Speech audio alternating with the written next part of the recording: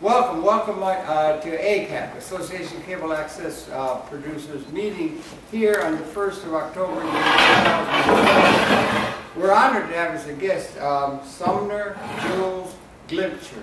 He's a major figure in terms of the television industry that's been built up over the years, both in academia and in general terms. And he has a wonderful story to tell. And he's going to talk to us for maybe 20-25 minutes about that.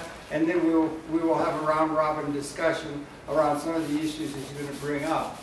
If you don't mind, Sumner, I want to take one moment to let you know something I found out today, that among the producers of Manhattan Neighborhood Network, which is, I think, they've got their franchise renewed, and they got a 10-year window into the future. They're going to become much more important than some people have thought in the past. And one of our fellow members is Larry Gell.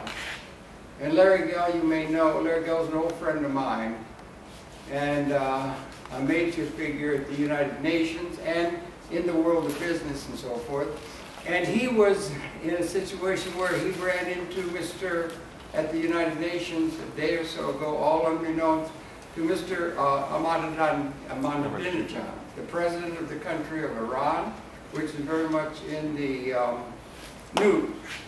And they got on very well, and he invited Larry to come with him to Iran, and Larry sent a note from the airport. He was getting on the airplane, I believe the airplane with the president of Iran at his invitation to go to Iran. And I talked to our executive director, Dan Coughlin, today, and we both had a good laugh and so forth, that we're going to have our man in Iran at this crucial moment in the evolution of geopolitics. So we got our man in Iran, like we had... not CNN, not CBS, but That's right, and that's a group of people that are sort of connected in a very almost universally with the general theory or a general sense that we need a big change in the world. It's sort of the Occupy movement represents and so forth. So rather than the established media that we're getting that, and we're all interested in trying to find out major transformation things that can become part of the human condition that is called for in terms of the moment. So I just wanted to say that for a brief moment and wish Larry well, and we're going to be in touch with him. I was really happy he was able to have that done. Sumner Jules Glimcher is going to talk of himself. He's been a major figure in academia and in television broadcast development, and I think probably the best thing for me to do is let him share some of that with you in his introductory remarks. It's an amazing career. He's had a great deal to do in helping, among many others, the public access community. He knew George Stoney, and he knew a lot of the other people that were involved in that, and he helped set up a number of the major academic centers for television and film development. He's a filmmaker in his own right, but he's a major figure, and we're honored to have him here. So let's welcome Mr. Glimcher, and then let's get into a discussion with him at the end of his introductory remarks, okay? Thank you for coming, Mr. Glimcher. Thank you, Harold. Hi. I spent about 15 years, I think, at the beginning of my career in radio and television, in broadcasting. I've had an extraordinary career, and most of it has been by accident. I never planned anything. I had no idea what I wanted to do. As I was saying earlier, when I started college, they asked me what I wanted to major in, and we had just dropped a couple of atomic bombs on Japan, so it seemed like nuclear power was an interesting field. So I said, well, why don't I major in nuclear physics?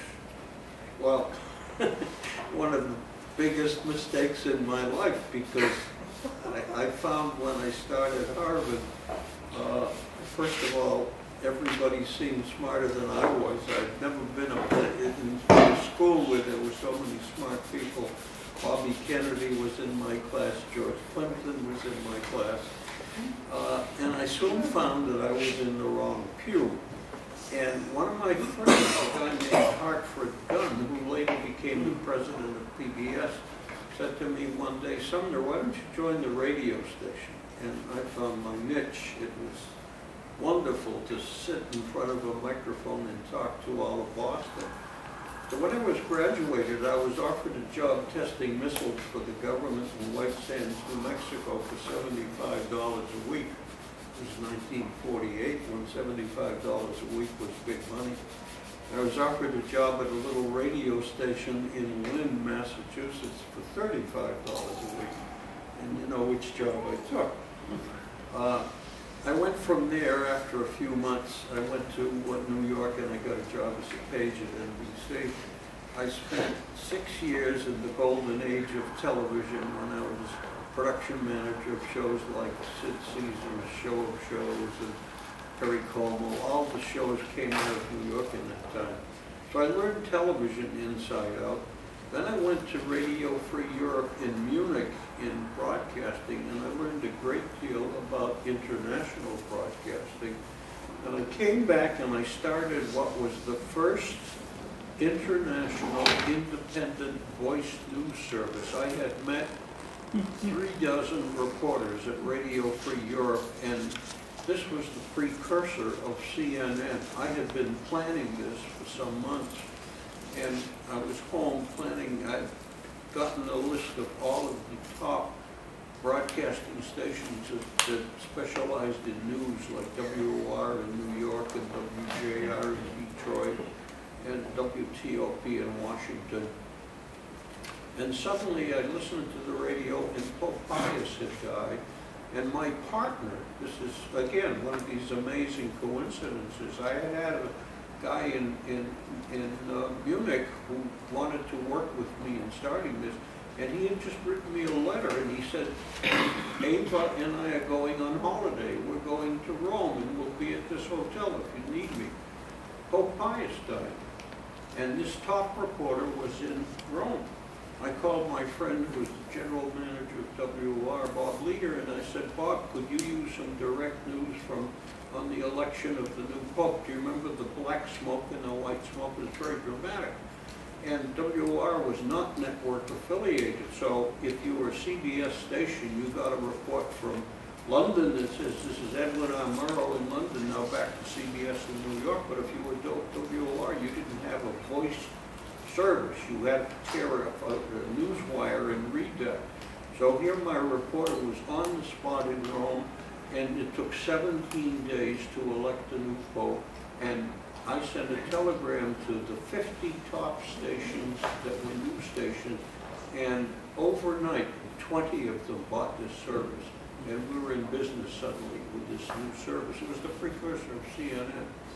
But being young and foolish and inexperienced, I had no money, and I ran out of money, and I lost control, and it ultimately became UPI Audio and made a fortune. But it was the precursor of CNN, and so it was one of my first adventures as an entrepreneur.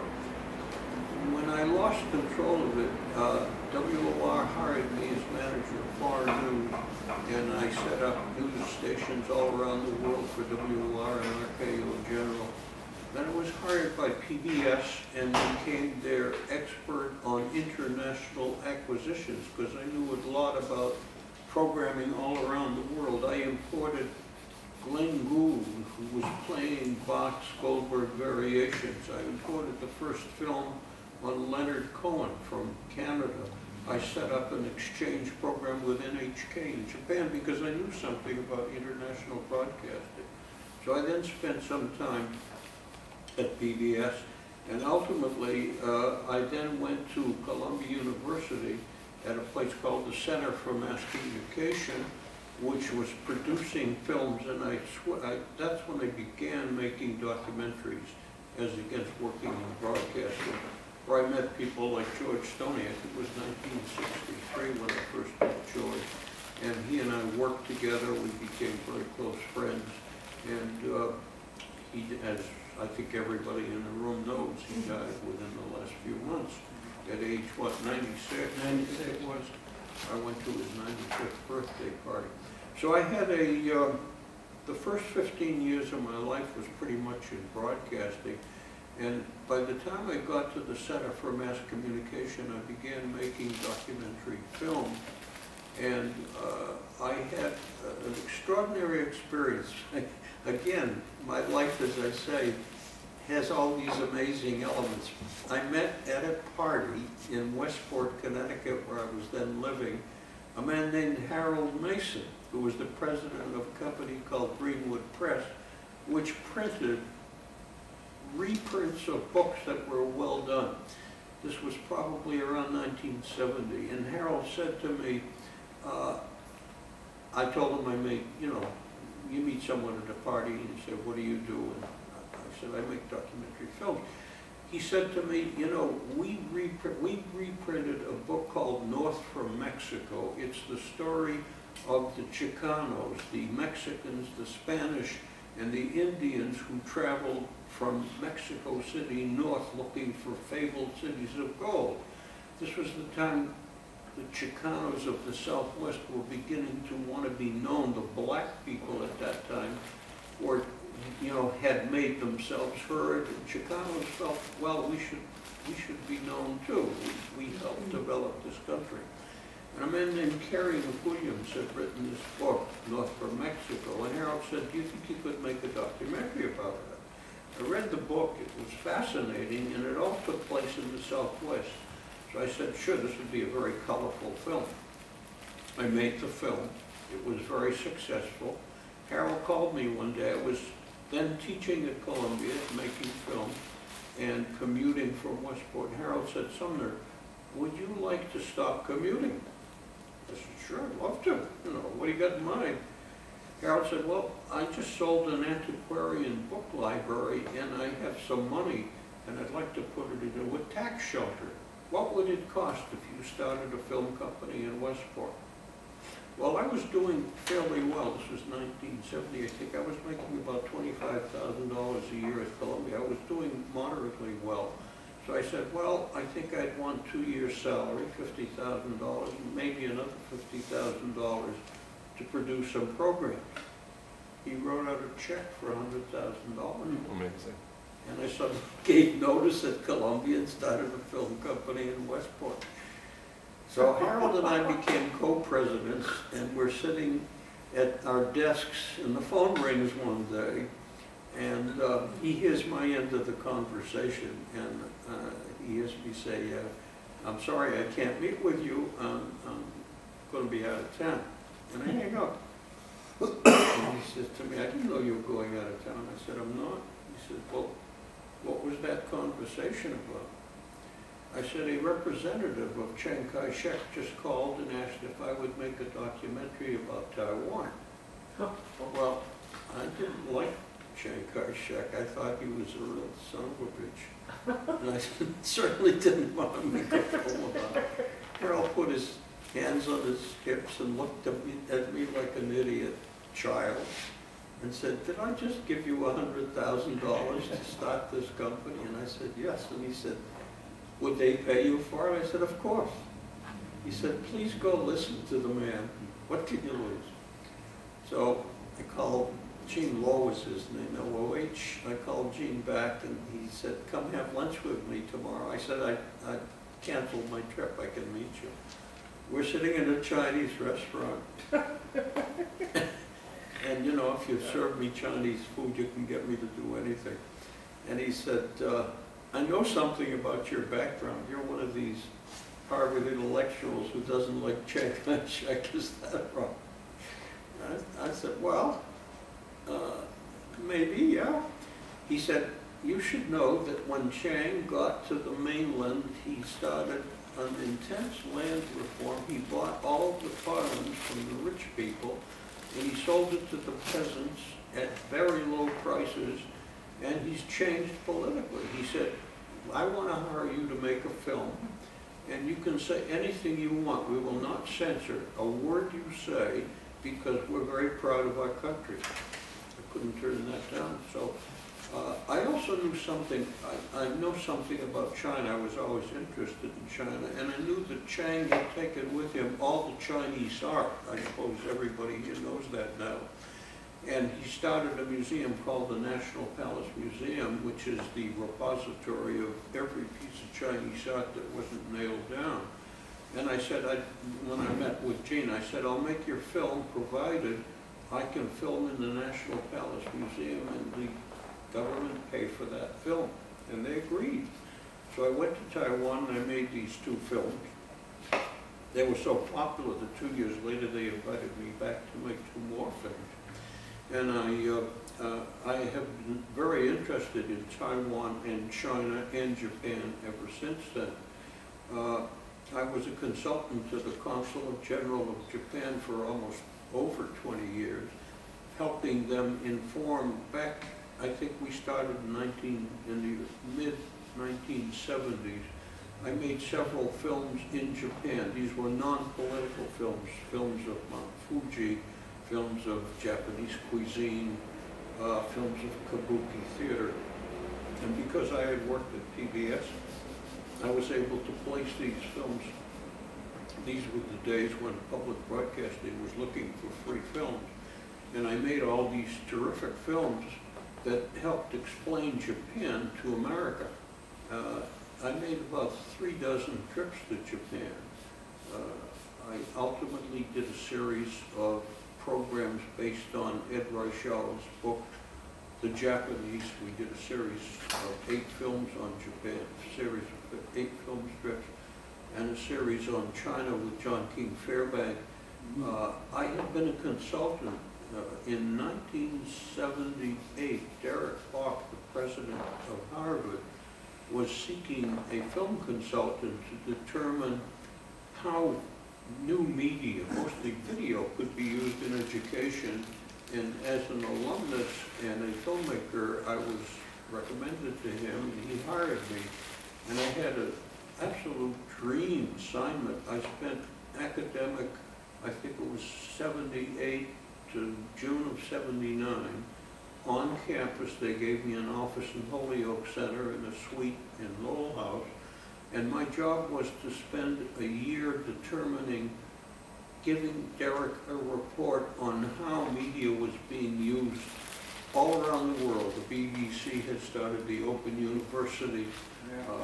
MIT was sending classes on videotape to its alumni. The University of Michigan was broadcasting in closed-circuit television operations to medical students. Now,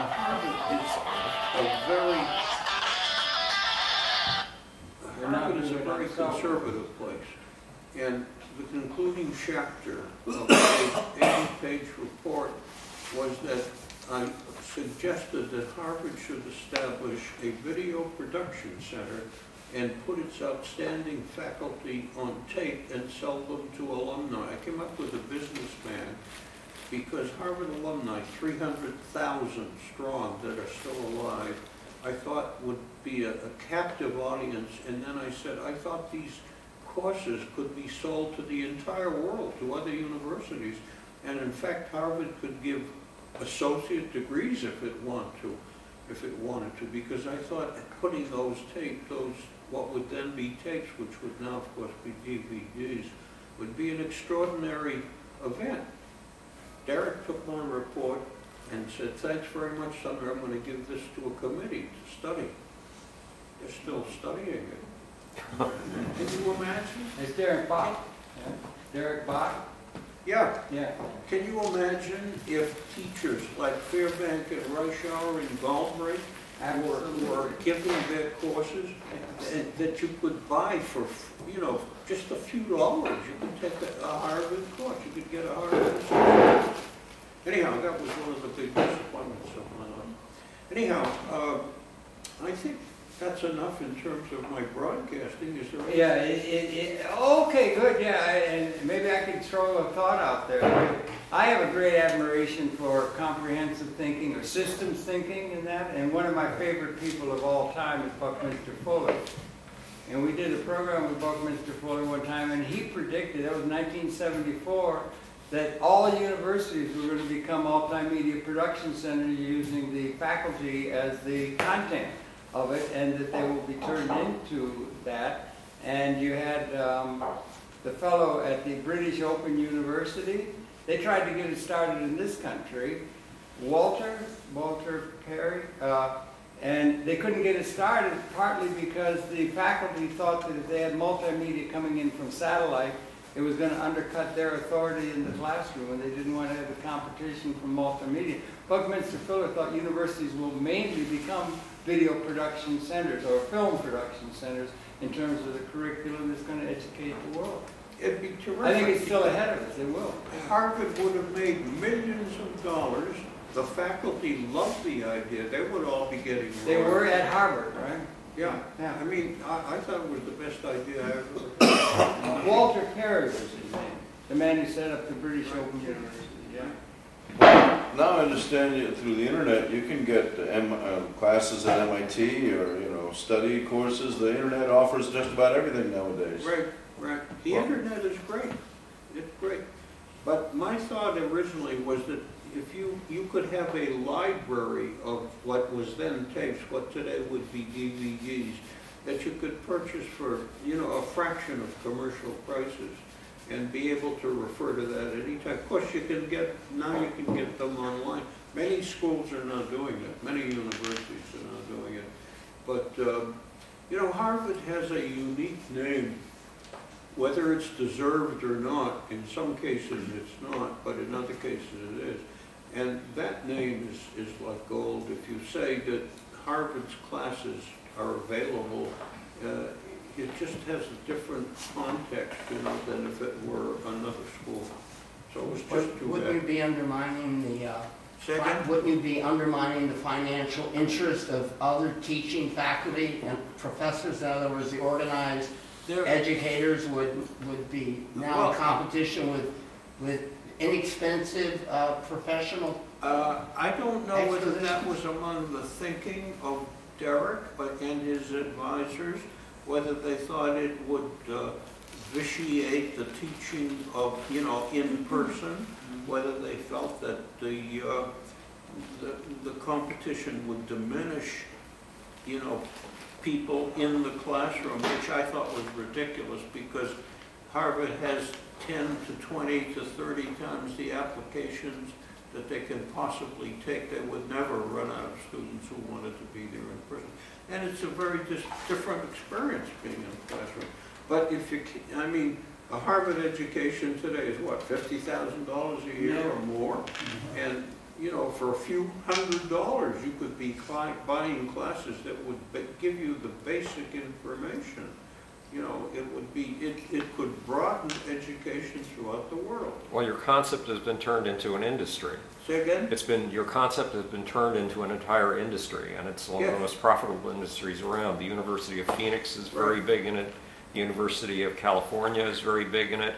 And Kaplan, the owners of the Washington Post invited me to a party to celebrate Kaplan. Kaplan was a tutoring service, which is now a university. And the irony, we have a room filled with people from Morgan Stanley and all kinds, Lloyd Blankfein, and major people from finance coming to celebrate Kaplan, including Henry Kissinger and Nancy Kissinger. Why were we all there? Because Kaplan has become the most profitable wing of the Washington Post, more profitable than the Washington Post itself. So, and Andy Rubin, the head of Kaplan, has written a book about this, and it's very persuasive about online learning and how it's moving ahead. And so the big question on online learning right now is, are you really getting the education you're paying for? Is it really going to help you get a better job? That's the big political question about this. But you presaged the existence of this entire industry with what you were doing. 1978. Yeah. Too bad. Often the person that comes up with the idea never profits from it. Right. It's somebody else always. Well, what do you really want to accomplish most now? Well, I just wrote a book. Oh, that's right. A filmmaker's journal. Right. And I'm spending a lot of time, this is a paperback, I'm spending a lot of time. I wrote it originally as an electronic book because you see it on an iPad and you come to an image with a play arrow. Amazing. Absolutely wonderful. You're up with the times. You kept up with the times. I have. Well, get it on the film. Get it on the film. This was the cruise I was on. This was a dining room on the cruise. I've lectured on 11 cruises, and I love the idea that you can put films in a book. Isn't that amazing? This is an e-book. Is it available now, or are you just working on it? No, it's done. Who's your publisher? I self-published it. It's on the Apple. Go to the Apple's. And what do you look for? What is the title you look for? You go to the, and then of course you can read, you read the book. But how do you find You go it? to the Apple iTunes store, Yes. and you look either for my name, Sumner Glimcher, or you look for the title of the book, which is called The Filmmaker's Journal. You download it, and you've got copy, and when you see a still picture, it's magic. It's really magic. This is a new form of book. You can get so much more information, and because you can do sound, you can do music, you can do pictures, and it's utterly amazing. So I'm now spending time promoting this. I'm giving a talk at the NYU bookstore in November. I'm giving a talk at the Harvard Club in November. Are you trying to get C-SPAN to cover it? I'd love them. How do you do that? Call them. I'm going to start a campaign right now. I want to see this presentation on C-SPAN. I'll start the campaign right now for you. Do it, would you? I sure will. I'd love to have this on television because this is so demonstrably made for And you are you've made such history already, and the fact that how old are you? 88. Man, you are an inspiration. I'm 74. You're still in there doing things. You give me hope for the next 14 years at least. That's the way to stay young, right? Right, I'm trying. Keep And working. you're a real inspiration. Keep Mr. working. Glimcher, you self-published it, may I ask how much it cost you to put this together? Well, it doesn't cost anything except I know my limitations. I mean, I wrote every word of the book, and every film is written a film, but there's a certain point where you have to put it into a certain format. And I'm smart enough to know I can't do that. So I hire a young boy who used to work at the Genius Bar at Apple. Aha. And I pay him, that's what it cost me, paying him to help me do the publishing part that I'm unable to do. Now, if they sell, how much do they sell? What kind of a budget do you think, say somebody, I have no, not you should tell me your arrangement with the young Apple and Genius, but what would you say if someone was to start out to do this, hiring technical help with that skill, what kind of a budget they would need? Just a few $1,000s. Wow. I mean, you pay the guy by the hour. Right. I have a company, it's called Westminster Productions. Go to westminsterproductions.com and you'll see my website. And on the website, we offer. What's the name of the website? We can, say again? Westminster Website. Productions. You Westminster's Production, you said you'll see the name of your website. Westminster That Productions. is the name of your website. Yeah, Westminster I'm Productions. sorry, I thought So that if you was go to something. westminsterproductions.com, you see the website, and we can help anybody who wants to write a book. All they have to do is give us the book, and we'll do the technical part for them. Wow. At a, fairly modest. The wonderful thing about self-publishing, this is the second book I wrote. The first book I wrote many years ago when universities began teaching film, there were two books on filmmaking. There was a very technical book and a very artistic book. And Simon & Schuster came to me, I was then teaching at Columbia, and said, we'd like a book in between that has technical stuff but also artistic. And so I wrote a book called Movie Making, a guide to film production. And it was published by Simon & Schuster's paperback and sold 25,000 copies because it became required reading at places like NYU. And Columbia University Press published it in hardcover and libraries bought it. But I made no money at all. They gave me a $1,000 advance and I hired a boy and a girl model so I could show what different lenses did and so on. So I spent the advance on the models. I never got another dime because the royalties were something like 10 cents a copy, and ate up the advance. When you self-publish this, if you download this from the Apple iTunes store, they charge, I think, $14.99. They keep $5 and they give me 10. Can you imagine a $10 royalty? If I could sell a few thousand copies, I might make some money. So authors should say, I urge anybody who's written a book to self-publish it today. You'll make more money instead of giving it to the publisher and the agent. I mean, publishers and agents are businessmen. They're not creative. I think the creative person should benefit. That's my philosophy. Here, here. Here, here. Here, here. But you've also got you've also got the still images and the moving images. You also have the still images and the moving images as part of the book. It's not just all linear, makes you think of McLuhan and that kind of stuff. You have to get the images and put it together in an artful way. And television, it's almost like a cross between a movie and it's not just straight literature, a straight book. It's a book with a great deal of additional, multimedia content. Well, I think this is a brave new world. Thank you. Well, Thank can I ask you. you one more question before we finish? No, I've got another question too. Okay. Okay, good. That's it. I was wondering, now that you've accomplished the book, if you were going to make another film, what would your next film be? Well, my last film, I do video portraits of people, and my last job, paid job, I made a video portrait of a man named Alfred Taubman. Does that name ring a bell? Alfred Taubman made a fortune as the Michigan. He lives in Detroit. I know him. And he made a fortune as the businessman who created the best malls in America. He understands how people interact with buildings. And his children hired me to do a video portrait of him, which unfortunately I can't show because I had to sign a secrecy agreement. The film is just made for his family. I spent 3 years doing it. I interviewed his entire family, his children, his grandchildren, his colleagues, and his friends. And the portrait originally was meant to be a 1-hour job, and it ended up 2 hours because it took so long. It took that much to get him into it.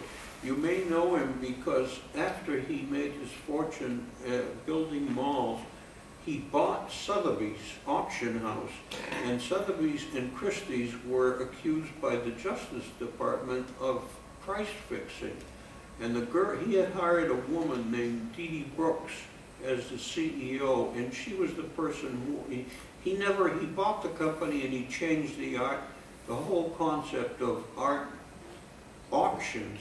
In the past, they only dealt with dealers, and he changed it so that they dealt with the average person. If the average person walked into Sotheby's in the past, they would be ignored unless they were an art dealer. And he changed it, and art prices just skyrocketed. Paintings that used to sell for $1,000 were selling for $100,000. So he was accused of price fixing, although he had nothing to do with it. He was tried, found guilty, and got a year in the slammer, and Dee Dee Brooks got house arrest by turning state's evidence.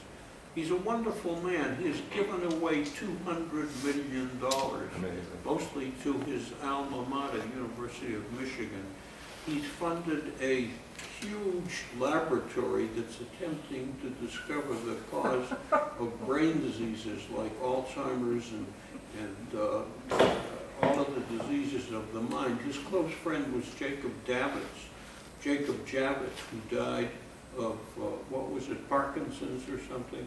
And Alfred is trying to fund the organization that can discover these diseases. It's called the A. Alfred Taubman Medical Research Institute. He gave them $100 million. I was invited to the black tie party when that was announced at the University of Michigan. He's a magnificent man, and it's been a year and, 9 months he got off for good behavior. But anyhow, that was the last job I had. Now that the economy has gone down, there's no more work. But if anybody would like me to do a video portrait of them, I'd love to. I'm anxious to get back and make another video portrait of somebody. What's the website? Webster? Or? WestminsterProductions.com, or my name, SumnerJulesGlimcher.com. Sumner, could you talk a little bit about academia and film schools and that? Because you were... Could I ask a question first? Well, go ahead. I taught at Harvard, I taught at Columbia, and I most recently at NYU. And I'm very proud of what I did at NYU. When I got to NYU in 1996, I was named the director of the Department of Film, Video, and Broadcasting at NYU School of Continuing Education. And although videotape was invented in 1955, Was it? my department had no video. It gave one certificate in film. It was 1996, and I said, hey guys, this is crazy. So I started a video department. I bought three little Sony cameras for $2,000 each. I insisted on expanding our budget. When I got there were 10 teachers teaching 10 courses with one certificate in film. And when I left them 8 years later, there were 60 teachers. I hired 50 of the top professional broadcasting, film, television, radio, and documentary teachers in New York City. We gave, instead of one certificate, 8, and I quadrupled the departmental budget. And I think I helped create one of the finest film programs in the East Coast. That's not a small matter. Do you think that today, though, film school is worth the money?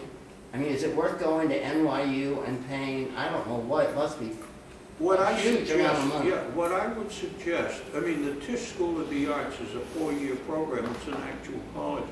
But for young, aspiring filmmakers, I feel that my department, it was the School of Continuing Education, which essentially gave a total film program in one semester. In one semester, you learn so much. Several of my students have done very well. I had a student at Columbia who, back in the 60s, saw a film called Reefer Madness. Yes. He bought the distribution rights, and he became a millionaire while he was still a student. His Amazing. name is Bob Shea. He then went to Hollywood and started a company Yes, called New Line Line Cinema, and I've worked with him. For $600 million. I have another student I'm very proud of. When I was at NYU, a young Chinese girl came to my office and said, I want to take your video intensive 1-semester course. And I said, I'm sorry, it's full. I said, we got 200 applicants each semester. I read through 200 essays, and I selected what I thought were the 50 best, and took those 50 students in, and we broke the 50 students into 10 teams of 5 students each, and each 10 team made several films. Now this young girl said, I'd love to go. When does this semester start? I said, next week. But I can't let you in because we've selected our 50 people. I spent 30 minutes talking with her, and I was so taken by her everything that I broke my own rule and I said, all right, you're the 51st student. Her name is Yang Lan. She left after taking my course. She went to Columbia University and took a master's degree in international affairs. She is the Oprah Winfrey of China today. Wow. They tell me she's the richest woman in China. In front of the camera or production? Or what's she doing? Pardon? Is she in front of the camera? Is she a personality on air? No, Or is she the has producer? a television show that is the most, if you mention her name in China, people bow. As the producer, not like... No, she's an on the inside air, comment. she's the talent. She's the the talent. Oprah She's one of Winfrey. them. She has a show like Oprah Winfrey's. But she deals with political affairs, international affairs, intellectual affairs, authors, and I've kept up friendship with her. She's wonderful. How do you pronounce it again? Say again? How do you pronounce the name again? Yang Lan. Go home. That's and a good Google name. Yanglan. Google her. Young one. Brilliant kid. Brilliant kid. And I was She's not a lucky kid enough. anymore. I was lucky enough to meet this kid. Yeah, right. So some of my students have done very well. I'm so proud of people Yeah, sure. like that. It gives you such a good feeling when you feel that you can help. You know, I just love teaching, but I can't do it anymore. I mean, nobody. Right. When you're 88, people don't hire you. You're teaching all the time with your ebook thing and all Well, that kind of stuff. I've been teaching Well, with what do you think is the future of filmmaking as a curriculum thing, or the use of film in terms of educational institutions where you Well, get as you know, far as I'm concerned, certification and all those I've things? never done a feature, and I have no desire to. I make documentaries. or Yeah, okay, educational right. But I have made some pretty interesting films, and you can I know, I've you can seen it. download them for something like $10 from, where is it, Amazon? Someplace up there. And you can see them on YouTube, you can see samples on YouTube. But I've made some very good films. You know, every I've film seen is a them, new adventure. Yeah, but you were talking about your course being a 6-month course. Today, isn't it several years? No. What I would urge any young student or older student, many of my students were in their 60s and 70s because it was continuing education. You know, you can be 60 years old and start a new career. There's no reason But why. how many months of training do you need It's a today? semester, Just one semester Yeah. still? 3 or 4 months. Really? And you can learn everything technically. Yeah. I mean, I can operate a camera and record sound and do editing and do research and write narration and read narration, because sometimes you don't have a budget and you want to make a film. I've made a number of films that I have funded myself. Yes? Maggie. Beautiful. Is that Maggie? This Yes, is Maggie over That's here. Maggie. Yeah. Your long career has been extraordinary. Yes. But one question I want to ask you, have you ever made a propaganda film? Have I ever what? Made a film, a propaganda film? A film where you had to put information into a film to create a picture, to create an action? Well, all To films, anything that conveys information, it can be a book, is propaganda. I mean, I guess there's positive and negative propaganda. When I was hired by Gene Lowe to make a film on Taiwan, this was just after the Shanghai Communique had been signed, and they were afraid that Taiwan would lose the Chinese seat at the UN, which of course is what happened. So I made a film about Taiwan, but it's as honest a film as one could make. It showed the country. It showed, at that time, Taiwan was enormously successful economically. It made most of the black and white television sets that were then in fashion. And it was our 6th largest trading partner. So I showed the agricultural, you know, the fishing industry, which they did. I showed everything about the country. There were no lies in it. So is that propaganda, Maggie?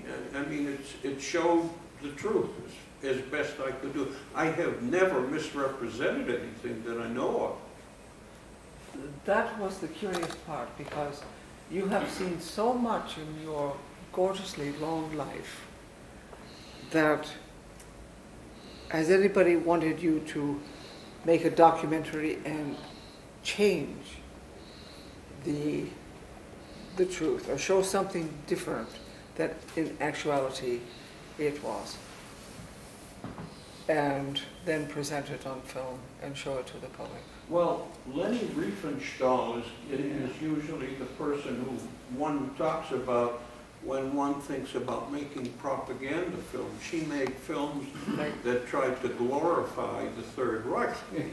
Extraordinary film. She was a great filmmaker. You know, she Absolutely made wonderful great films. Her films are terrific. Right. But I've never made a film that I'm proud of every film I've ever made, and I've never been embarrassed or felt that I lied about, that I tried to show something that was not true. Have you turned down? Yeah, film. What have you turned down? What have you refused? I'm not sure that well, I tried to turn down the film. I know what I'm saying. Did anyone ever have an offer from someone like Saddam Hussein or some oil sheik or something? No, Giuliani.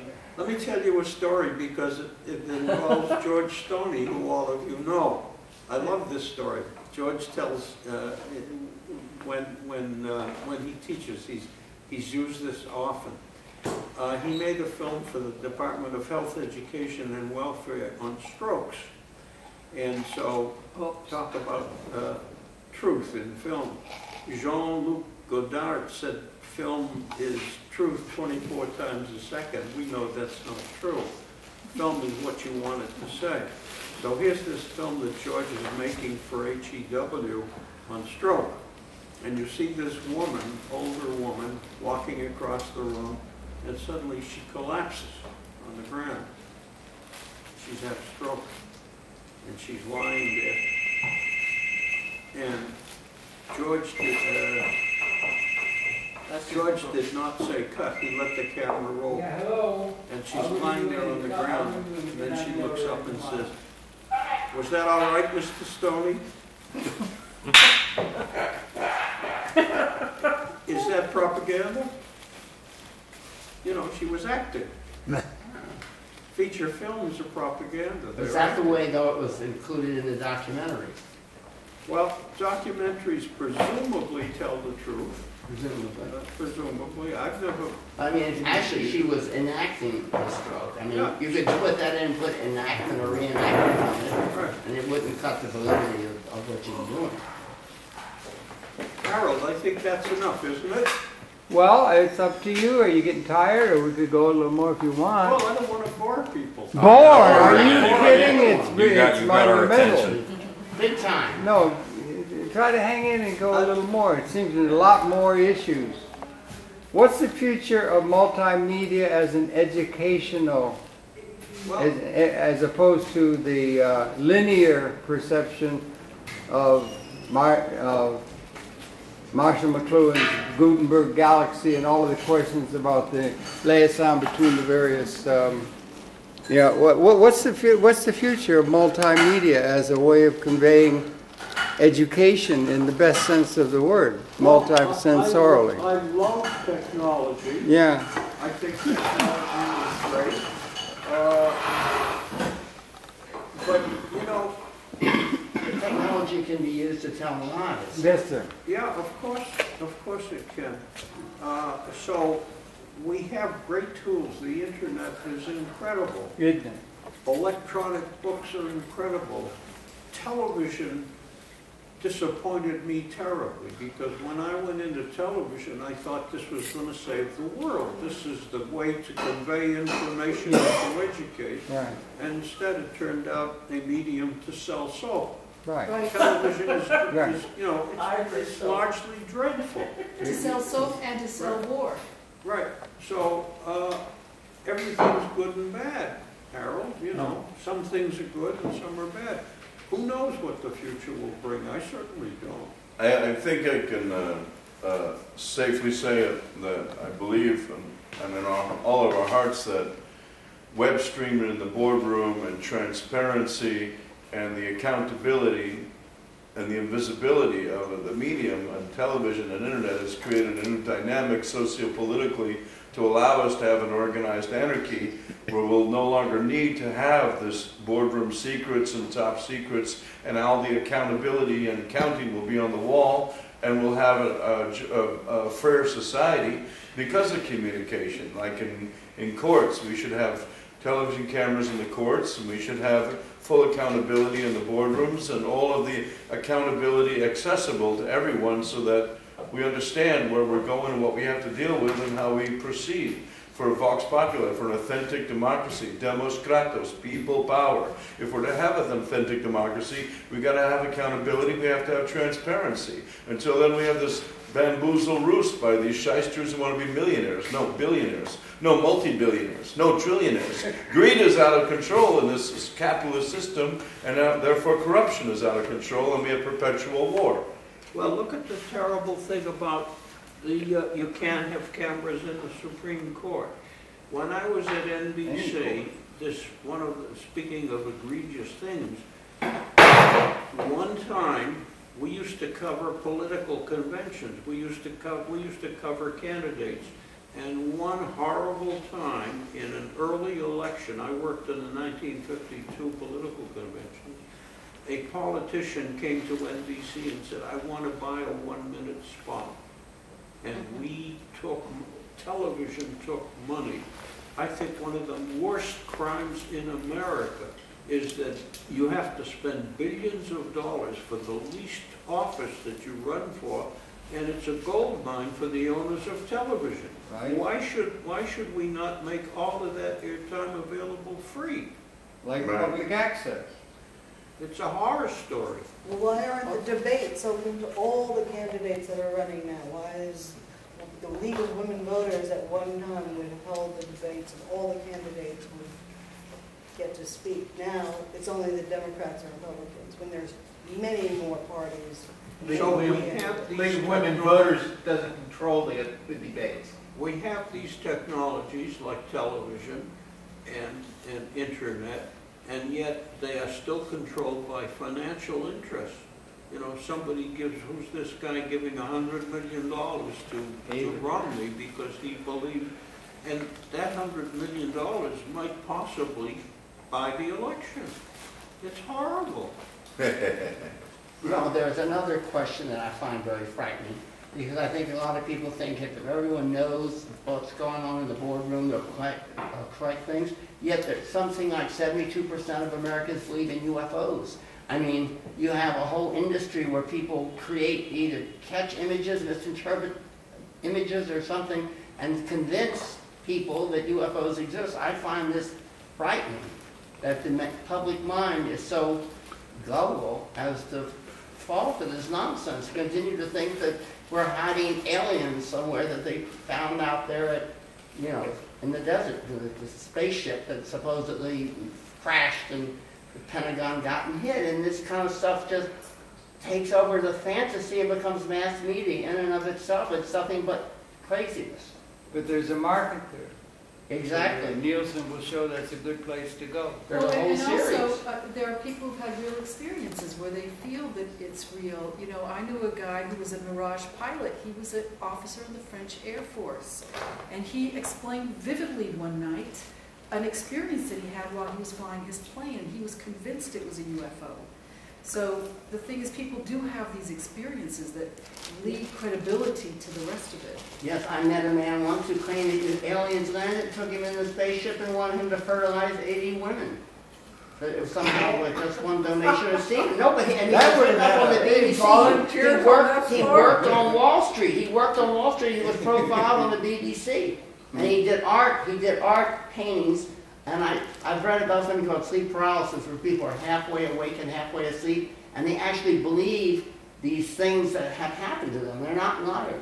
That fellow Rael in Canada says that they came down on a spaceship and reinterpreted the Bible for him and made him the new prophet. He was really a radical Jew who simply reinterpreted the scriptures and did it in a very clever way. But I think that he really was sincere. He was a top journalist in France, and his claims were taken seriously at one point. Listen, I just saw a film done by a woman on her dad.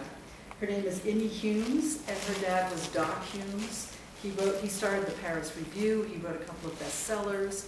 He became paranoid at the end of his life. He was convinced that the FBI were after him, and he was distrustful of the people around him. And it turns out that, yes, indeed, the FBI had been watching him. And there was a huge, thick file on him, going back to his Paris Review days when he was a young man. So, you know, it's hard to you can't really discount everybody and say they're crazy, they're out of their mind. You know, No, the things person are of going on that interest. we don't have the whole picture. Did you see the person of interest documentary? That guy they thought had sent that bacteria to Congress. They actually drove the man crazy into his own destruction, and ultimately he was proven innocent. Well, Sumner, you brought up the point that television disappointed you because it became a medium for selling soap. And what you had hoped for was that it would save the world. Well, guess what? Selling soap does a lot more than we think. And UFO delusions may do a lot more than we think too. And here's what happens with soap. In the commercial production of soap, industrial production of soap, was invented in France around 1806. Brand new thing. Humans were not used to taking baths. People took baths once every 6 months, 1806. Wow. And just after the development of chemistry in France. And people wore clothes that were made of woolen fabric, so they never laundered it, because you know what happens if your sweater accidentally gets in the washing machine. You can no longer wear it. You have to give it to your poodle or something like that. So as a consequence, every time you took a bite of food, you were feeding 10,000 parasites who were living in your clothes. And you washed approximately twice a year, and you were afraid when you washed of catching a cold that would lead to pneumonia, that would kill you. With the soap industry, once it began, its first major promotional coup was getting the Duke of Marlborough and Napoleon's wife Josephine to say they took a bath with soap every day. Now, we take soap and water for granted. Soap and water was brand new. It was revolutionary in that time. And the result is that in 1856, if you had been born in 1850, your lifespan would have been 38.5 years. If you had been born in 2000, your average lifespan would have been 78.5 years, 40 years more. And the soap and cotton revolution was a vital part of making that happen. So you were actually saving humanity by adding life to the average human life when you were selling soap. Now, unfortunately, the quality of the show in between the soap commercials was crap. But the soap commercials themselves were saving humanity without our recognizing it. I have exception to that. Your show of shows was one of the finest productions that was ever made on television. Yes, and I grew up on the Colgate Comedy Hour, which nobody ever seems to remember these days, but was the precursor to the wonderful, extraordinary shows that you worked on. I remember the test In addition to being paid to run around Japan and take pictures, when I was the production manager on your show of shows, I came. Listen to this. Yeah. I came to work every morning and said, I'm trying to remember the names of the writers. Larry Gelhardt. Yep. Oh, wow. Neil Simon. Amazing. You know, that whole bunch would gather into Sid's office, and you heard guffaws of laughter all morning long. No words, just And laughter. then at lunchtime, they had sandwiches ordered in. And then all of we employees went into the rehearsal room in the afternoon, and Sid and Imogene and Howie and the whole gang spent the afternoon doing their routines for us, for we employees. Wow. And they paid us for that. Amazing. Wasn't Woody Allen a part of that crew, or was he? No, Woody What a came. privilege! He came either early or later, but I didn't meet him. Yeah. Was it Ivan Reiner? Was that? Carl Reiner. Carl Reiner. Yes. Carl Reiner thought that Lyncher was a funny name. Yeah. So when he wrote the Mary Tyler Moore Show, he invented a character named Herman Lyncher, who was Mary Tyler's off-screen boyfriend.